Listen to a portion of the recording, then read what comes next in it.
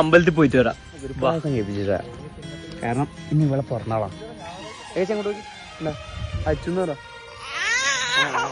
ഇതാണ് എൻ്റെ ഏട്ടൻ്റെ മോള് ഏകാക്ഷ. ഇന്ന് ഇവള് പിറന്നാളായോണ്ട് തന്നെ അമ്മ പറഞ്ഞ് അമ്പലത്തിൽ പോയി പായസം കഴിപ്പിക്കണം എന്ന്. അതുകൊണ്ട് തന്നെ നമ്മളിപ്പം പോകുന്നത് തൃശ്ശൂർ അമ്പലത്തിലേക്കാണ്.